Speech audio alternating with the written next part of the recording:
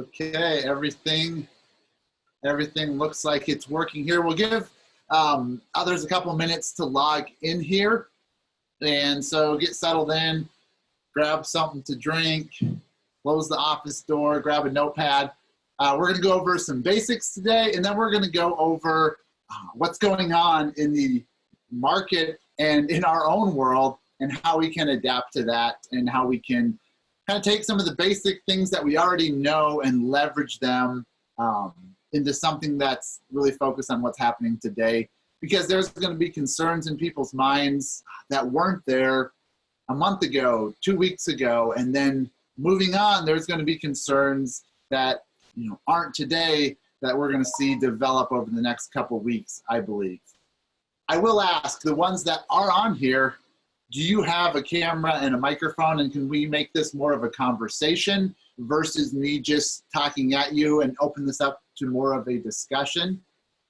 If you're at your computer or your phone and you have a microphone and you have camera potentially, chat the box and let me know. We'll have this be more of a brainstorm session. I mean, talking about adapting, this is one of the ways we have to adapt. Things are changing. Bill, great. Bill has a camera and a microphone. Max, what about you? Do you have a microphone and camera? I have the same. Okay, you know what I'm going to see here? I'm going to see how I can add you guys in here, and we will make this a discussion. One thing I want to start out with saying is the uncertainty is not just in the real estate industry, it's everywhere and it's crazy. I think everybody's been affected by it. I know I have. Comes like a punch in the gut. You don't know what to expect, adapt, and roll with it. And I'm a firm believer that out of these hard times, something better is born, and we're improving the service that we deliver to our prospects. And also in real estate, we'll see a lot of agents fall away. It's just the nature of the beast. And so that'll leave more opportunities for those who want to step up to the plate. But just on a mindset side of things, I'm encouraging everyone to not be in denial, but let's focus on what we can do. And part of, let me see if I can share my screen here. Part of what I wanted to talk about today, and there was the wrong date on the webinar, but is FSBOs. I know these things that we're talking about, we can talk about in every niche they can be used. Let me figure out how to share my screen here. So what I want to talk about is FSBOs, but this could go really across in any type of listing. How to win the listing with trust. I know for me personally, when I started dealing with FSBOs, it was a weird balance because they said they didn't like realtors, but then I saw them list and I was trying to figure out how to bridge the gap. And the number one thing that I came up with was trust. And then how do I foster that trust and let it grow? One thing I'm a firm believer in, if we're not trustworthy as people, it will show through no matter what we do. But here's some things that I kind of grew awareness to and then started adapting. And I believe that there's a lot of good in everybody. And even in real estate, sometimes we're taught to use scripts, use hard closes. And I believe it covers up what we should be leading with: authenticity, build trust, show that we care, because I believe a lot of agents do. It's just a matter of bringing it more to the surface. And so here's some of my favorite FSBO scripts. How are things going? Can you tell me about the home? Can I bring you a buyer? What do you think about the market? They're so simple, it's even laughable. But what I realized when I asked them how things were going and shut up, they would start talking. When I asked about the home, they love to talk about the home. Can I bring you a buyer? Then it rolled into, will they co-op or not? And then what do you think about the market? I like to see what they thought about the market versus what I thought, because they had different concerns. They had heard different things, maybe listened to different news channels. And then I was able to address their concerns and not focus on what I thought. Bill, I know you've been in real estate a long time. what's your thoughts on approaching FSBOs or approaching any type of seller and hearing their concerns? What's your approach to that? Well, when I used to call them, I would ask them, first thing I would ask them is if they're cooperating with real estate. And they would ask me kind of what does that mean? Because it really doesn't mean anything. And I said, well, if I could bring you the amount of money you want in your pocket, would you take it? And of course they say, of course. I said, well, I'd like to come and see the house. And then when I got there, it was pretty, there's a lot of things out there that can show, or that do show, that we can get more money than they can for the house, and they're going to have a lot of grief, and they don't know what's involved with selling the house. So usually by the time we make the presentation, they say, well, then it's really not worth it for me to sell it myself. And I said, well, yeah, it's not, which is true. It isn't. Yeah. Tell the truth and you can close. Yeah, that's the thing. How do you find your approach when FSBOs are skeptical and resistant just to the fact that they've probably been bombarded by real estate agents? Do you go in there and try to do a listing presentation right away, or do you find there's a process of warming them up and letting them go through the process of trying to sell a little bit? I would say probably 70% of the time, I don't even take my listing presentation in the book in with me into the house. I just go in maybe with a clipboard so I can make some notes on what they think is nice and stuff like that. But by the time I leave, by the time I'm done through the house, I ask them, can I show you some things? I got something out in the car I want to show you. Can I go look? If they give me permission to go get that book, I go get it, and then I make the presentation, and again, close. If you tell the truth, you close. And if you ask them for permission, a lot of times I've knocked on for sale by owner doors and asked if I could make an appointment to come back and see the house. At which point, half the time they let you in, and 40% of the time they probably make an appointment with you. But that's always been my approach. That's pretty simple yet effective. I'm finding the simple things that we maybe did back in the day are becoming more effective today with all the noise. Max, what about you? Do you have how do you approach FSBOs, or have you been approaching them? In my market, we don't have a lot of for sale by owners. And it's something I haven't been good at in the past. And that's why I'm on the webinar today. I'm hoping to get better at it. My books haven't arrived yet, but I'm looking forward to learning a few things today. Okay, and I think the biggest thing that I have learned, and what I hear Bill saying as well, is it's making ourselves available. And I've compared a lot of the process from expired to FSBO, and the difference, there is a big difference as far as the follow-up process and the time frame. I find it's the same thing going in there telling them the truth, but I find FSBOs have more of a process of touching base with them, coming back for an appointment, and the more touches I make, and even dealing with agents from across the country, that seems to really increase the close. And I see it as expireds, we got to hit them hard, right? They're ready to list, they're frustrated, they already hired a realtor, and we're hitting them harder and faster. With FSBOs, I'm finding it's more of the work is up front, but if you do it strategically, you get to the close, and it's easy because you were there all along. And I found a lot of times, if I was there all along, there were agents that came and went all the time, right? They hit them over the phone, then didn't show up again, or knocked on the door and that was it. They tried to close them in the door without even walking into the house. And there was a lot of agents that came and went, and then if I was consistent, I would build that trust and rapport. And another thing I did a lot, I'm a big fan of offering value first and building trust that way, and using rapport to show them that I care. Helping them with the open house, which I don't know how that's going to change. So we're probably not going to see many open houses, and FSBOs are probably going to be more concerned.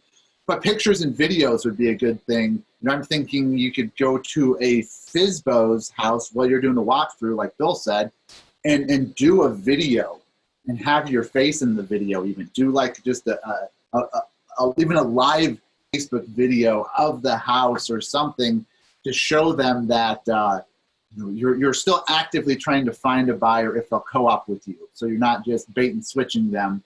And then you could use that to promote yourself, and they could use the video, and whose face is in it, it's yours. And then obviously leaving the book is a great thing because it's going to show them what you can't tell them in 10, 15 minutes or even an hour and have them retain it. They can read about it. Then be available and consistent. That's the biggest things that I see with FSBOs compared to other niches as well. And I always like this one. I don't like arguing with people. You know, I find just human nature. If you come up to someone who's moving in a certain direction and you try to stop them, get in their face, it's immediate resistance, right? Human nature. If you come push someone, they're gonna get very rigid. That's why I don't like arguing about the numbers. I like to let them get to that conclusion, and the give and take. Like I see some things like, oh, you know, hire me and I'll give you this. Don't hire me and I won't. And there are some things we will hold close to our chest. But what can we freely give them, lay it on the table, and say that I want to help, and not have it be that transaction, because I think that runs through the whole transaction if it's this rigid give and take, especially with price reductions. Bill, have you had a lot of experience with price reductions, and anything that you can share? Yeah, I even over the last 5 years, I've learned that that's probably one of the best skills you can have, is be able to tell them that the price is going to, you know, what it doesn't sell, you know, the price is going to have to be reduced. I've used something I learned from somebody else. I don't even know who it was, but I tell them today, especially in our market, that, hey, if you have 10 showings or you've been on the market 10 days, if neither one of those, if you haven't got an offer, something's wrong. In today's market here, you know, my biggest problem is keeping a listing on the market. I'll list it and it'll be gone. And if it's priced right, it'll be gone in 2 days. I'm sold out right now. I don't have nothing. So You're setting the expectation ahead of time. Right. Let them know, you know, and then there's the other way that you can tell them, here's what the market is, price it below market, and you'll get competing offers that way, and and which I've used, and it works. I mean, I'll get, I think 4 houses last year I sold probably a good strong 5% or 10% over the list by listing it under market. And the attitude that you can't go up, you know, people say, well, you can always come down, you can't go up. Well, that's not the case anymore. You can, if you price it right, a lot of times you'll end up going up. In my market, and I'm in Ohio, there's not that much going on. That's a really good point, Bill, because I think too, and I was talking to an agent on the East Coast who's getting 7 and 8% listing commission, and he painted a new picture for them to show their benefit of not cutting the commission but increasing it. And I think what you're talking about is showing them that they can list lower, get multiple bids, and it'll actually drive it up higher. And what I find out is, from talking to a lot of agents, is giving them something that makes them go, huh, okay, that's different, that's new, that makes sense, but I never thought about it. Really starts building trust, because it gives them an epiphany, and they see things differently now. And I think that's ultimately what we're trying to do with the FSBO. They want to sell by themselves. If we can get them to see little things differently, we can build up to the point where they're going to say, yeah, Bill, yeah, Max, I want to list with you now. Where do I sign? And one thing I'm a fan of is experts aren't desperate. You know, that's why I like the book. It shows I'm an expert. I'm here to give you something of value. I'm not afraid to be vulnerable, give you something, and then be confident with what you're giving them, and know about their area. You know, I've talked to a lot of FSBOs, and they say, Joe, I have agents come in here, and I ask them about the school up the road. I ask them about 2 neighborhoods over where I had a friend that sold and they don't know. I want someone who knows about my area when they come talk to me. And that's what I find if you go in there and you do just a little bit of homework, you know the schools, or you already know the area, but you pull up some comps and you go in there confident. You don't BS them. You don't make up an answer to the question. But if you don't know something, you say, I'll go back and I'll find out. But if you know nothing, like I talked to a FSBO and he said, Joe, they didn't know the school. They didn't know the values next door. They didn't know what hospital was the closest because we had 2 hospitals. Like they didn't know all these things. And these things were actually important to the homeowner when they bought, raised their family there, when they got older and had health concerns. And so I think knowing the area really helps. And it gives them clarity. I think clarity breeds confidence. You know, like Bill, you pointed out, the truth, there's nothing to cover up. It's just here it is. And now how can I help you work with what's the reality? And I think when we give them clarity by listening, asking questions, offering solutions, and I love solutions offered as a question versus them saying, you know, Joe, I'm thinking about selling on Craigslist and I think I can get a good price. Instead of being combative and saying, I know a better idea, I like to paint a picture and present a solution as a question. What do you think if you did this? What do you think would happen if you had 3 buyers who were interested in your home?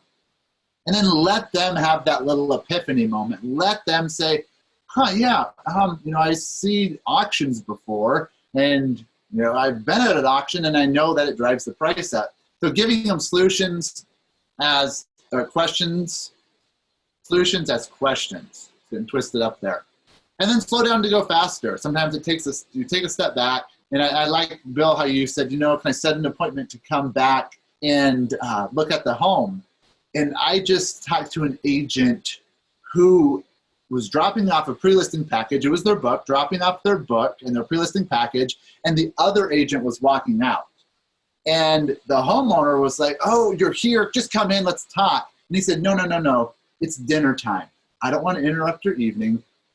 I'll come back tomorrow with our scheduled time and we'll go over everything. And the homeowner kind of insisted he came in and he knew that he picked up in the feeling that they weren't ready. And the next day when he came back and they said, the fact that you respected our time, you walked away and you left us this book. So number one, they absorbed the package because they thought, who is this person? Everybody else was pushy. And he came out the next day, got the listing, didn't even have to do a listing presentation, but it was that same thing. But, be aware of what your client's thinking, the FSBO, how they're feeling, and then be ready to slow down because at the end, I think we'll go faster. Now, I didn't even put the COVID name on here because I was like hearing so much of this. The reality is seeing that picture. Yeah, it's starting to gross me out, man. Yeah, no, it's like my stomach just tightens when I see it. So I'm thinking, when are we going to get back to whatever reality is going to be? So I'll skip that picture. But the virus is a new concern, and I think we need to address this in a way with a solution. I know I talked to a lot of home sellers, and they say, Joe, I got to protect my home. I mean, it's like Alcatraz. They want to dig a ditch around it, and they want to have security. I have neighbors next to me, and their windows are plastered with signs about how they're not coming outside, and that if you don't see this sign here, or if the sign doesn't switch out every day, something's wrong in the house. These are older people that have a concern because the virus could affect them. But it's, how do I protect my home? And how do I protect my investment? Fear of loss is bigger than pleasure of gain. And I think a lot of times as real estate agents, we're saying, I'm going to get you more, I'm going to get you more money, versus what if we just reframe that a bit to, let me help you get what's rightfully yours. Protect your investment. Protect the money you have in this nest egg, your home, and get all of your money out of it, right? And I think that's their biggest concern, that number one, I'm going to sell my house and lose money. Number two, I'm going to sell my house and the price is going to go up a month, a year from now, and I'm going to regret that I lost some money. So there's kind of spread across. But Bill, what's your approach to this? How do you approach this to in a way where they can protect their investment and get their money out of it? You have any input on that? If it's owner occupied and they're living in the property, my talk revolves a lot about what's going on in their life, not what is the house. You know, if you're dead 2 years from now, it's not going to make no difference if you're going to get more for your house. And especially, I'm 62, so a lot of people, well, 63, I guess. A lot of people that I deal with, they're looking at what they want to do with the rest of their lives. And I said, well, you don't want to spend 3 years here trying to sell a house that might or might not go up in value. You want to, whatever you wanted to do, travel or things like that. And I've always found that the money is really important to everybody, but if you if you have them realize that you know that it's not really about the money, it's really about what's going on in their life. That's how I've been able to build trust while I've been doing this. And I don't know, maybe a little corny, but that's how I do it. No, I think you hit the nail on the head. And that was some of my other points I wanted to make about focusing on them and the time they have left. You move to Texas to see your grandson or live close to here or move to a job. Like, time is more valuable than money, and to protect that time, because I have a belief that riches are important to all of us, but to some of us, there's different priorities in what richness means to us. And so finding out what their concern is, and I think, Bill, by doing that, you're going to the underlying concern, and you're helping them even understand their thought process more, which I think brings clarity. And I think solutions, we're going to have solutions today to this virus pandemic, what we have going on. Virtual tours are ones I'm hearing a big thing about, videos, and then along with all the basics of creating a listing, I think these are going to be kind of the basics that we want to present to home sellers in a listing appointment to make sure that they understand how we're going to protect their home. But also to go above and beyond, I think a sanitary process is going to be important. And what I'm finding, basic things explained to the home seller as a process helps them feel comfortable, right? We can argue that the wipes only kill 99.9% or this or that, but I think just simply having a process. I'm going to open all the doors before a showing. I'm going to wipe down the door handles. I'm going to stay with the buyer during the showing, and then afterwards, I'm going to leave this checklist. And so I'm going to check off, leave it there at the end of the showing, maybe put some notes how it went. And if there was a situation that, the kid snuck into the bathroom or just something happened, I can note it here. And I think that's going to give them assurance. So when they walk back in their house after a showing, and the showing's at 5 o'clock, done at 6, and I want to go have dinner, they're gonna walk in there, and that little simple act of having a process and leaving that note behind, I think is going to give them the assurance that they need, and it's going to build trust. I mean, all these little things, I think, build trust at the beginning of the relationship, before you get the listing, and then when you get the listing, and then carry through the whole process, because we know things come up. I mean, they don't ever go as planned. That's a great idea, that checklist. That's a great idea. And I'm finding just like the simple things go a long ways now, right? Because that checklist will do no good on Facebook, right? I mean, you could text them a picture even when you leave, but yeah, it's another thing. And agents are already doing this: live showings over FaceTime. So now you're going to show a buyer. What I mean by live showing over FaceTime, so say you sent them the listing, they like it, they saw the pictures, saw the video, saw the walkthrough, you have a great description, they're like, Bill, I think this is the one for us. I think we want a showing. What agents are doing is they're grabbing their phone and they're doing a live call at the house. So they say, you know what? I know you're not going to be in town till next week. The market's hot. We're here in Ohio. Things are still moving. How about we do this? I will go to the property and have a live showing with you and your wife on your computer. So then I'm here with the camera, just like I was talking about for doing with FSBOs, but I'm doing a walkthrough for a specific buyer. I'm going to show them the whole house. I'm going to have a conversation during it. Now, if they say, Joe, what kind of hinges are on that pantry door? Heck, I can go down to that pantry door and say, these are the hinges, right? The little things, I can get all the details in the house. I can look at a crack in the ceiling and they can see me push on it and I can say, you know what, that's just a surface crack. I was talking to an agent in Alaska and she said, Joe, I went and showed a house like that just last week. And I walked into the house and the smell hit me and it smelled like urine. And I said, oh my gosh, it smells like urine in here. That means we'll need to clean the carpets or oxidize the house. And the buyer was so appreciative that she did that and really trusted her through the whole showing. But she presented a problem, was told the truth, and then offered a solution right with it. Bam, bam, bam. Here's what I see. Here's what we can do about it, and here's some solutions.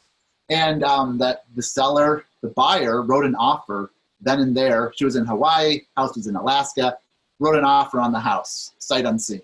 But I think the personal showings are going to be a lot more effective than saying go to the tour or go look at the pictures and then call me. Bill, do you do any video? I don't do it as much as I should. I've sold just over the last 2 years, I think 4 or 5 houses just sight unseen with a camera that people have bought the house. Now, I know 3 out of the 5 times or 4 times they had somebody here that they had go through it, after I showed it to them. But I mean, like a family member or something. But I don't use it as much as I should or could. But I'm going to be forced, like most things, to do it now and use it and take the skills that I have or we have as realtors or salespeople or whatever, and be able to use it, adapt and be smart and think about how to use that phone or that camera to I think it's going to take a certain amount of learning to be able to show that house or demonstrate the house, even choose. My kid got something for his phone that makes it do wider angles and everything else.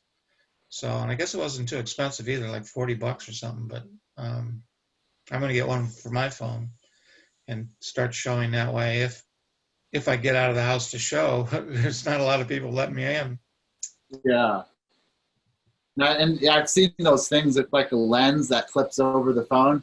Yeah, that's what it is. Yeah. Max, what about you? Have you shown any houses via video or?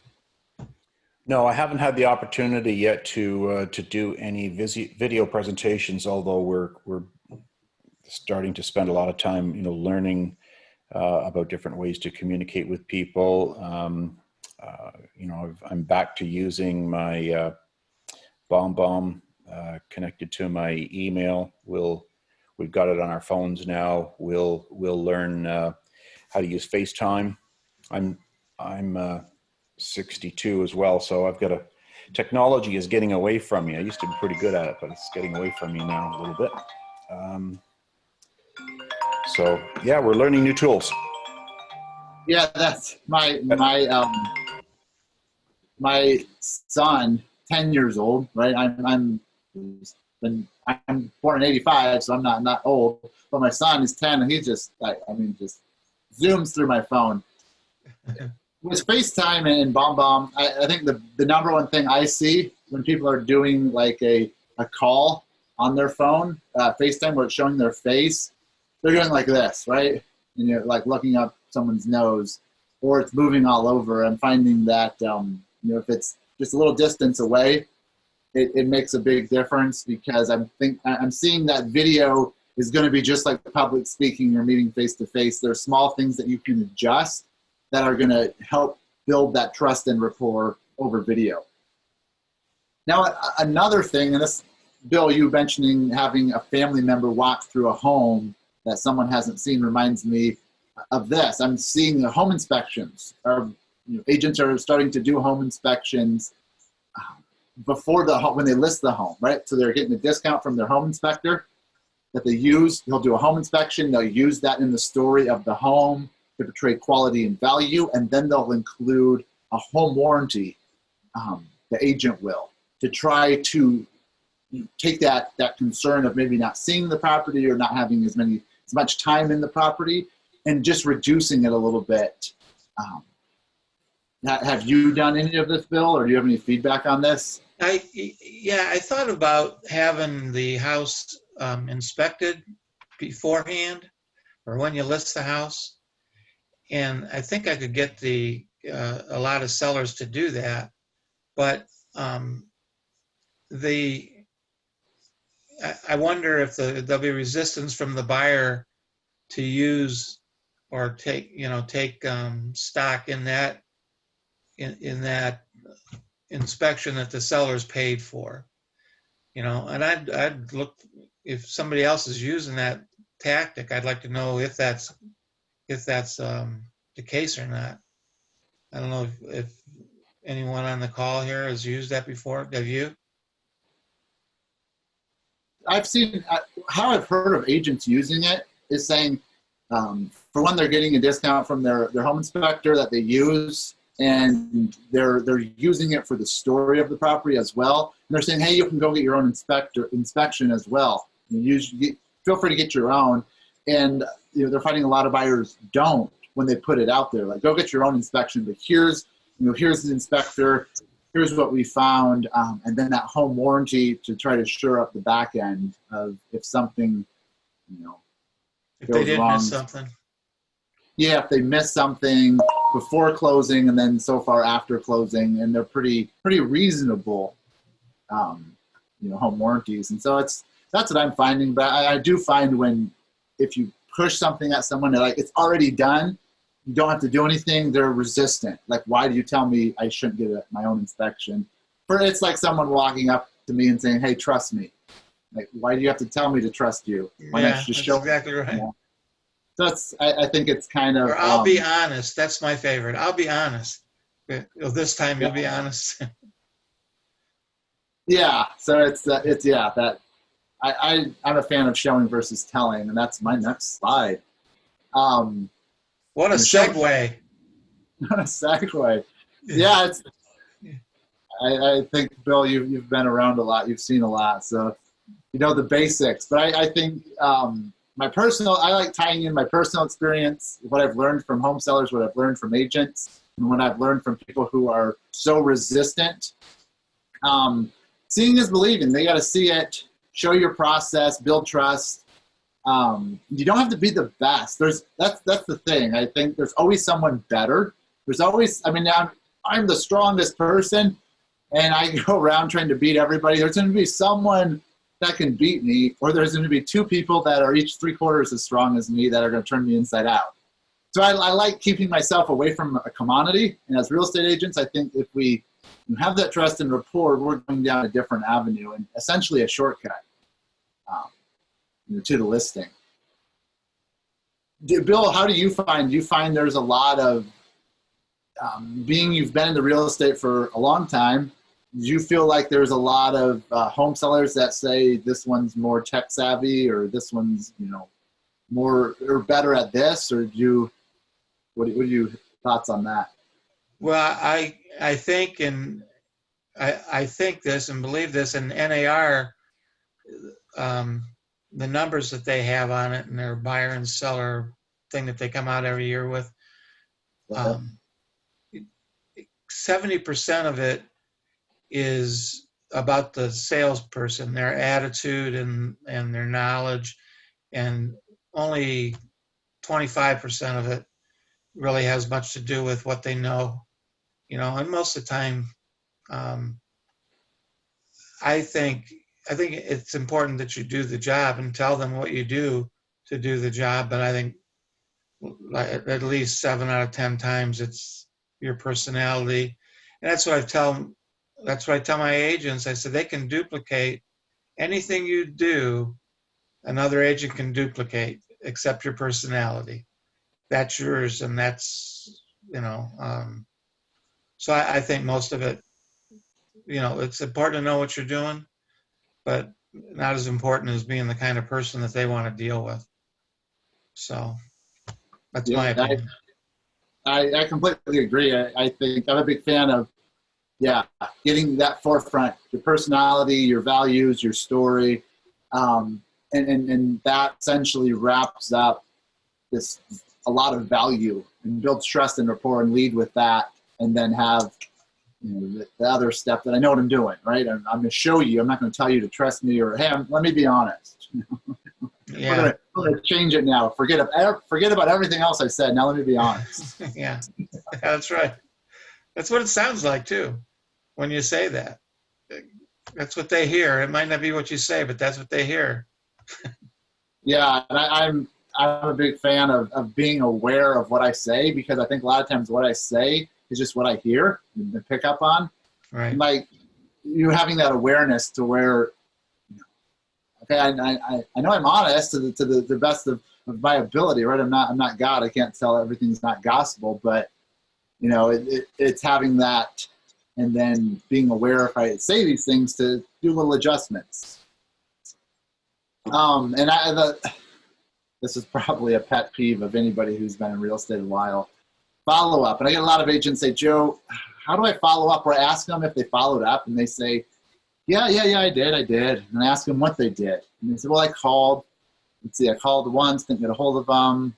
And I called again and talked to them, and now I didn't get the listing. And I'm thinking, even with FSBOs, it's not just following up one time, or even in one way. It's following up multiple times in different ways. And here's just some of the ones I brainstormed. A phone call. How are you doing? Right. I'm gonna ask how you're doing, how the market's going, what you think of the market, how your house is going, whatever. I'm focusing on them. And then the phone call. You're just thinking about you. I saw this house sold over here, and I was just thinking about you. Letting them know that you're top of mind, their top of mind awareness, and they're important to you. Text after a meeting. Text them, hey, thank you. I really appreciated it. Whatever it is, or here's this piece of information I told you I would send you. Video, like BombBomb, like Max was using. Video to say, even if I'm somewhere and I see a house like theirs that sold, or just a piece of information, anything I can do to just video myself. Hold the phone back and say, hey, Mr. Seller, I was just here, 123 Elm Street, and this house just sold, and it's similar to yours. Do something like that. The reason I love video, because I can text it, right? If it's short, just a minute. They see my face, hear my voice, and they know I'm a boots-on-the-ground agent. I'm out there looking out for them. I'm not sitting at the office waiting for them to give up as a FSBO and list with me. Email. Email's a good follow-up. I love getting their email. So I have something to send you or give you. Can I send it to you? They say, sure. Okay, what's your email? I can send it to. That way I can see when they open it. And I've done transactions before where I saw them open the email, and then at night, and then at 2 a.m, and I was like, there's going to be an offer tomorrow. They're serious, right? If they can't sleep, and then I would see the husband open it, and then I'd see the wife open it, and the husband, and then the wife. Sure enough, next morning, offer came in. And then drop-bys. I think just stopping in, letting the home seller know I was in the area. Like, I am in the area. I know the area. I am the local expert, right? I'm not saying all this. I'm telling them about the area. I'm stopping in. I'm saying I was in the area. I thought I'd stop by and see how you're doing. What that sounds to them many times is, oh, you're a boots on the ground, an agent looking out for me, staying involved in the area. And then if they don't answer, I would leave a note on the door, handwritten note. Hey, John, sorry I missed you. I was just in the area. Talk soon. Something that's going to be personal, and that's going to let them know I was there. I drove all the way there. Might as well spend 30 seconds and not even a penny on a Post-it note.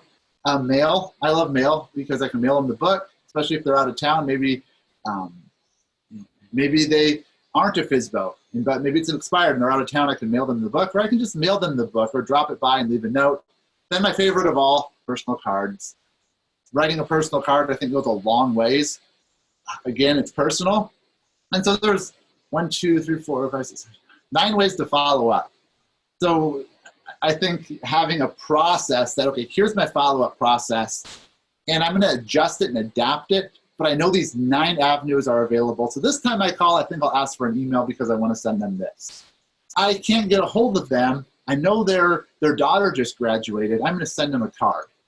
Like having, so you're cross-connecting the dots continually. I think it makes it easier than just saying I'm going to call up 11 times with the same script. I don't want to do that. How do you do it, Bill? My script is I'll talk to them the first couple of times, maybe 3 times.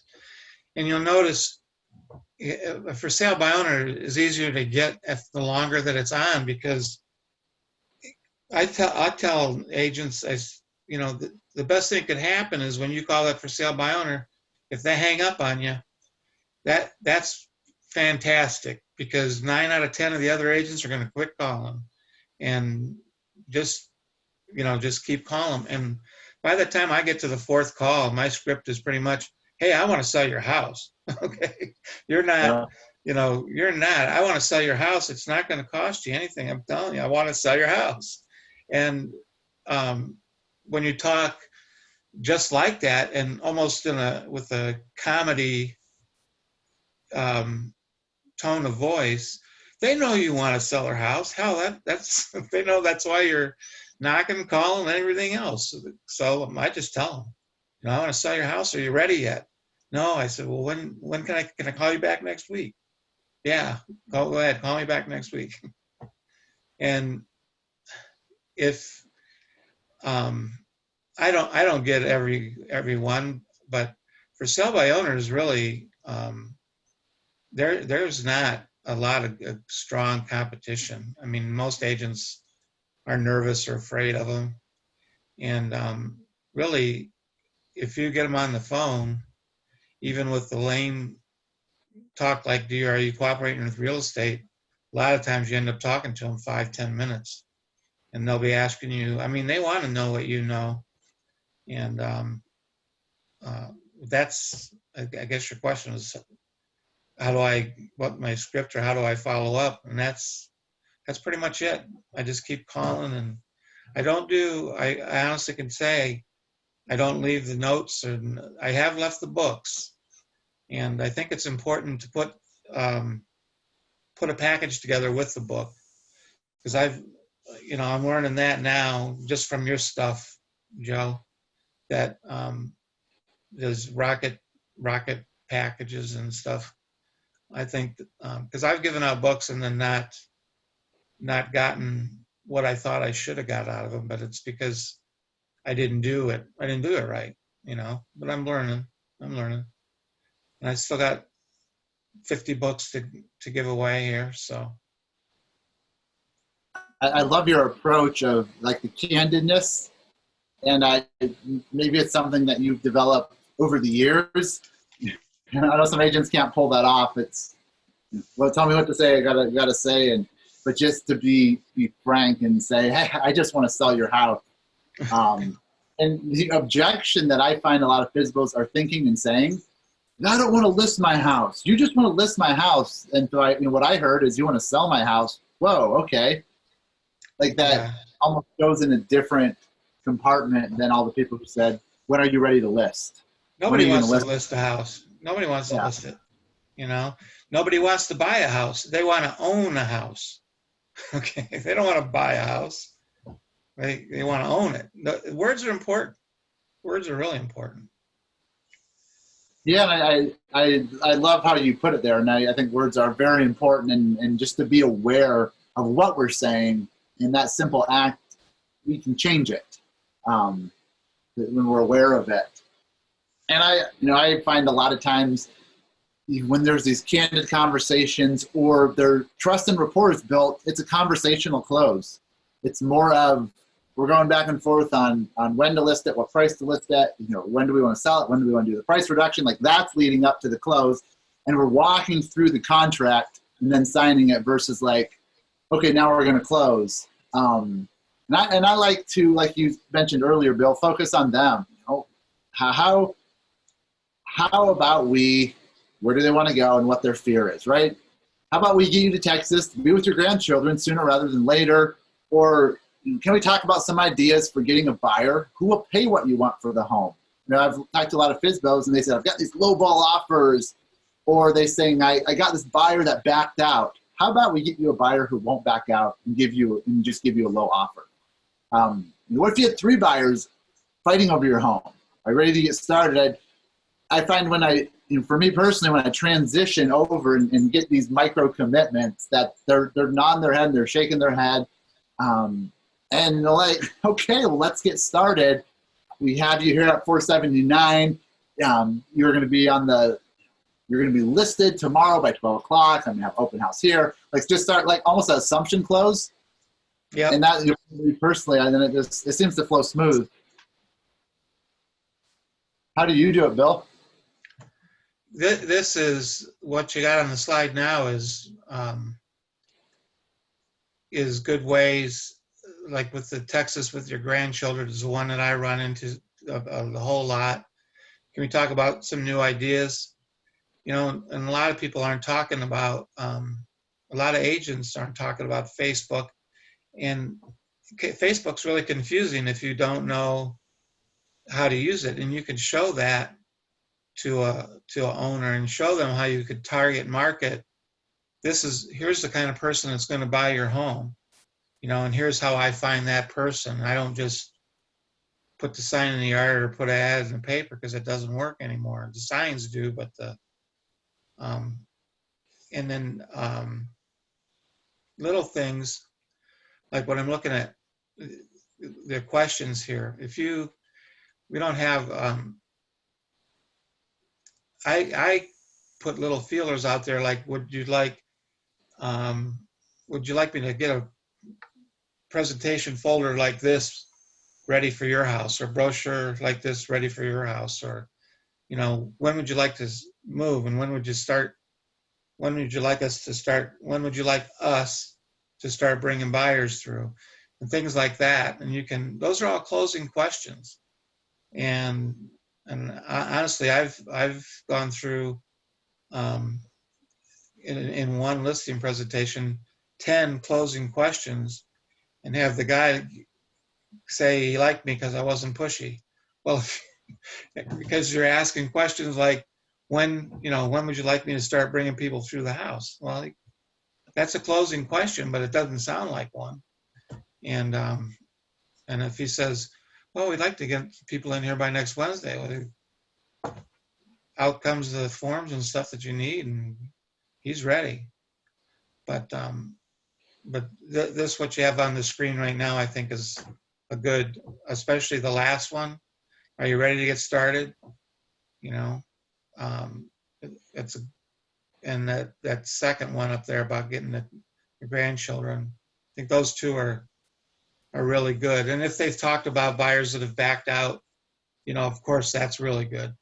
Find out what experiences they've had with for sale by owners.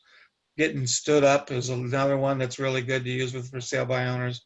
How many times do you want to sit and wait for somebody who's never going to show up, especially when you don't even know if they can afford it, and things like that. Things like you have here, that's what gets you the listing, the conversation, and knowing what to say. Yeah, that's a good point. Said you asked 10 closing questions, and the seller or the buyer said that you weren't pushy. I think closing questions are me leading and guiding, and hard closes are pushing from behind, or confronting them face to face. And I forgot where I heard this, but it's about getting them to focus on the next step, to cross the river, right? The raging stream, right? And then here's 10 steps you can get across, versus them being petrified about falling in the water or whatnot. Just focus on the next step, and before they know it, they're right where you want them. and not that you're going to take advantage of them, but it's for their own good. And so you've walked them through their fears, their wants, their desires, and their needs, and brought clarity to them in the process. And I think more so than ever before, we're back to the basics of being human. And this is the one thing that will never change and will become more and more effective as AI and Alexa and all these things come up. Especially now, we're all quarantined, right? I think we're going to see people wanting that human interaction, wanting that personal touch, and wanting to feel like someone cares about them. And we can use that in so many ways. Kind of what we covered here was opening the conversation to listen and learn, follow where they lead first. Tell me about yourself, and then bring me along the journey, and then let me take little bits and pieces, right? And each one's going to turn into a closing question. Learn to show that you care. And I think that starts with being aware, because a lot of us, we do care, right? If we go in there and we're frustrated, we haven't got any closings, we're desperate, it's going to affect us. When you're going to need to step back, slow down, and show that we care by being aware. Avoid the give and take at all costs. This give and take thing, I see it as almost like having a diet of just sugar. Have this rush and this crash because it's not going to lead to referrals. And even if you get the deal, it's probably going to be a hard deal to get price reductions. Be the first to deliver value. Lead with value. And I think that's what the books are. Let me give you something. Let me give you the package and show you that I am the expert. And I want to sell your home. That's what I'm here to do. I'm here to sell your home.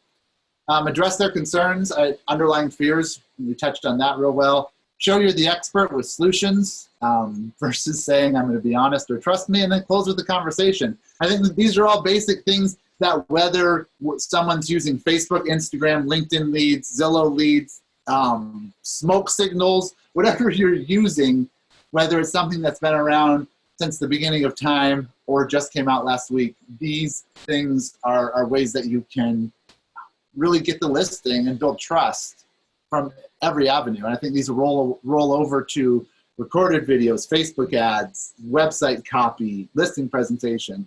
I mean, I can't think of anything they wouldn't roll over to. So I want to thank everyone for showing up. I know there was a little mishap on the date.